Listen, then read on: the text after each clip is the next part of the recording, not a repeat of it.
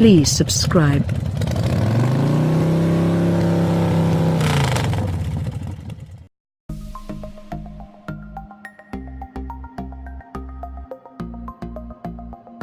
Getting the little things right in a small car is a big deal. The 2018 Kia Rio is new this year and improves on the outgoing model in numerous small ways. The power, which comes from a frugal-first 1.6-liter inline-4, is delivered in a more immediate way, belying its budget-minded mission. The Rio's nose is a little taller this time around, rightfully sticking its schnoz up at used cars that may cost the same but don't feature a factory warranty for 5 years or 60,000 miles. Same goes for its new, responsive infotainment and a better hatch opening, and so on and so on. The 2018 Kia Rio earns a 5.4 on our overall scale, which is above average for new cars. Its final rating is awaiting a safety score, not typically a strong suit for small cars, so stay tuned. The 2018 Kia Rio starts at $14,885 for a manual-equipped base model, which is thousands more than competitors. The Rio is offered in LX, S, and X trims with little flexibility and options from those trims. In fact, there's none. Opting for the hatchback's versatility adds $300 to the bottom line, and a 6-speed automatic is a $1,000 option on the base model only. It's standard everywhere else. For that much money, the Rio delivers modest good looks, made better through sharper creases in the sheet metal all around the car. The insides look best, good, because most owners see the car from the inside out, with the lower dash and a well-considered central touchscreen. To our eyes, the hatch wears the new look best, but it still suffers from chunky rear roof pillars that make changing lanes a challenge. The Rio's new engine is a 130 horsepower inline-4 that's down on numbers from its predecessor, but up on drivability. It's reasonably bright from stoplight to stoplight, with pleasant sounds and an eagerness to please. A 6-speed automatic is the likely partner for most Rio models sold, and it's adequate, but sometimes indecisive. Kia hasn't outlined the cost for each trim of the Rio. It goes on sale sometime after October, but springing for the top models will be advisable. The X trims get standard automatic emergency braking, an excellent 7.0-inch touchscreen, upgraded brakes, and better seats. But around $18,000 for those models will be a big ask for such a little car. Pull out your protractor before starting with the 2018 Kia Rio. The compact sedan and hatch are new for this year and sharpen the dowdy lines found in the outgoing model, particularly up front. Sharper lines don't a good design make, so we're forced to take away a point for the sedan's frumpy proportions. The hatch looks better, but it'll likely be outsold 2-to-1. According to the automaker, the news inside is better, so we give that point right back for a wash at 5 for style. On both body styles, Kia has opened up the lower front bumper for a more expressive face, although the exposed forward collision sensors on X-trimmed cars make us wish they hadn't. The grille is taller and more upright now, punctuated by the new Tiger nose grille borrowed from the Nero. The headlights sit up higher on the wheels, but reach further back into the front fenders like a facelift Ganarite. The wheels have been pushed out toward the corners of the car, which look better on the hatchback model and cut down on the gangly overhangs from the outgoing car. The rear end looks best on the hatch, we say, mostly because the quick drop from the roof doesn't leave the same odd rear quarter-blank window that the sedan's slope shape leaves behind. Both sedan and hatchback carry a character line around back that turns the decklet of the sedan up slightly, or creases a line across the back window in the hatch. Inside, Kia moved the instrument panel lower in the Rio and made it more upright. The center touchscreen sits front and center in the dashboard, but doesn't look like an afterthought. It's well integrated, and on X models with a 7.0-inch touchscreen may as well be an IMAX screen in the small car. The tale of the tape doesn't tell the whole story with the 2018 Kia Rio. On paper, the Rio is down on power with the same number of gears, and the same ride setup that turned the outgoing model a substandard score last year. but this year each area has been improved, particularly the ride, which earns it a 5 out of 10 on our performance scale. The suspension of the Kia Rio hasn't changed from its struts up front and rear twist beam combo from last year, but the ride has been made more compliant by revised spring and damper settings that soak up more road imperfections.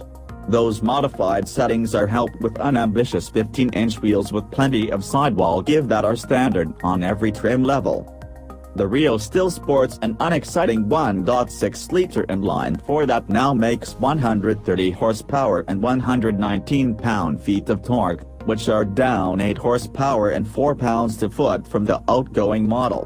What it lost in straight specs it makes up for in real-world drivability thanks to a revised power delivery. The engine sports more lower-end grunt than the outgoing model, which helps the Rio feel brighter in stop-and-go traffic than its predecessor. It won't win many drag races, or any of them, but it's far more livable than the outgoing model. Tapping passing power between 60 and 80 miles per hour will require a little advanced planning and a little more shouting, but at least the Rio sounds willing to hit the mark, unlike other small displacement units saddled with continuously variable automatic transmissions. So far, our experience with the Kia Rio has been limited to the 6-speed automatic that was carried over from last year's car. It performs admirably to keep the 1.6-liter inline-4 in its most efficient gallop, but the Autobus suffers from some surging and indecision when it's time to do something different. We stop short of taking away a point because the transmission's behavior can be tempered by stabbing at the sport button that holds gears for longer, but expect a resulting fuel economy hit. A 6-speed manual is available on the Rio, but not common. It's limited to base models only and appears less often than Rick Morenni's. The Kia Rio X comes equipped with 4-wheel disc brakes, while less expensive models make do with drums in the rear. Regardless of setup, the brakes feel confident, especially through the pedal, but the Rio's stopping power is front-loaded, which helps explain the nosedive in panic stops. Kia made significant improvements to the steering feel of the 2018 Rio, including a revised steering rack with more teeth to accurately point the small car in the intended direction. That's good.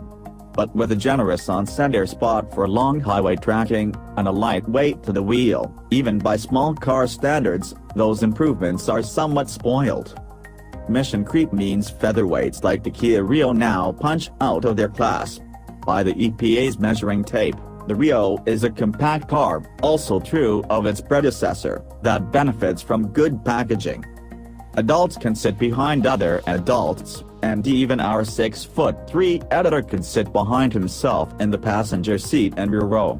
The seats are comfortable, albeit not very adjustable, and the Rio boasts some small car storage tricks up its sleeves to do its best with the space. It gets a 5 for comfort, which is admirable for the class.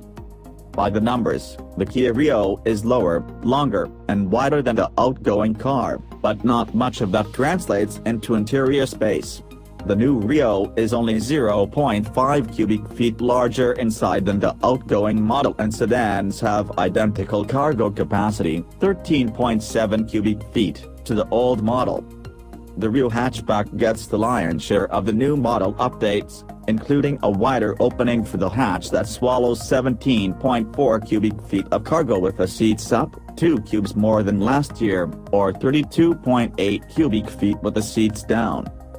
The ride is made quieter through more use of adhesives in the chassis to quell nasty noises coming from the tires and roads, although an upgraded sound system in S and X models can drum out all of the above. Driver and front passenger will have the best seats in the Rio, although only the driver's seat adjusts up and down. That could be a problem for shorter passengers looking for a place to rest their right elbows. The window line is deceptively tall, and the door armrest and center console armrest aren't exactly ergonomic and may require a little horse trading with the driver to free up space. The front seats are comfortable and thinly, but adequately, padded. Unsurprisingly, there's no way to dial in lumbar support, a feature that many budget cars skip, much to the chagrin of T12 to L5 vertebrae. The back row is a 2-adult or 3-intern affair. The seats are generally comfortable, but aren't suited for long hauls. A split folding second row is standard on S and X trims, but not available on the base model. Federal and independent testers haven't tested the 2018 Kia Rio, which is new this year. Until they do, we're withholding our safety score. It should be noted that it won't be hard to improve over the last generation's scores. That car's budget roots were evident in ratings from federal regulators who noted an increased protrusion into the cabin inside impact crashes. According to Kia, those scores should be improved for 2018 thanks to more high-strength steel in the Rio's construction. Even if it manages to ace its crash battery, the Kia Rio's safety score will still suffer from some head-scratching decisions by the automaker. A rear-view camera is not standard on all models, flouting an upcoming federal mandate next year that all new cars will need one equipped. The Rio will go on sale for all of 6 months before it needs to comply with that law, so we're unclear why Kia cheaped out for the beginning. The Kia Rio will also skip advanced safety equipment in all but its top model, despite other automakers making it standard across the board. Only the top-trim Kia Rio X comes equipped with automatic emergency braking. Blind spot monitors aren't offered on any model despite chunky rear pillars, especially in the hatchback, that limit rear vision. Cheap and decadent don't usually appear together unless we're talking about millionaire cookies, and then we'd ask you to pass the milk. The 2018 Kia Rio is a small bite for budget buyers and doesn't offer many top-end options like heated seats, leather, or surround-view camera systems. To be clear, the Rio doesn't offer any options at all. Pick a trim among LX, S, and X, and be on your way. The LX trim level is the entry point this year, and those cars are equipped with 15-inch wheels, cloth seats, manual windows, air conditioning, and an owner's manual, probably. It skips Bluetooth, cruise control, and a rear-view camera. Other competitors do better, which is why we docked the Rio a point for basic supplies.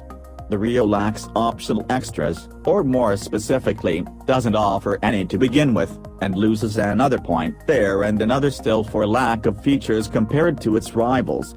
The news isn't all bad. It gains one back for a good warranty, and another for a good infotainment system, even in the base model.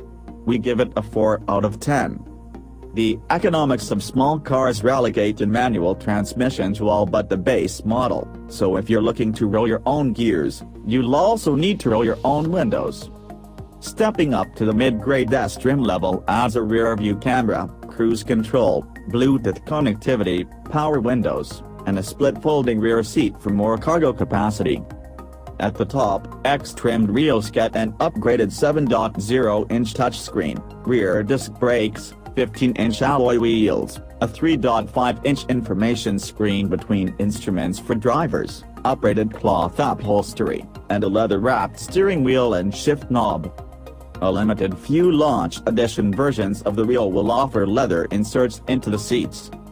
Our test cars were equipped with the 7.0-inch version of Kia's touchscreen fitted with its latest infotainment system, Nuevo 3.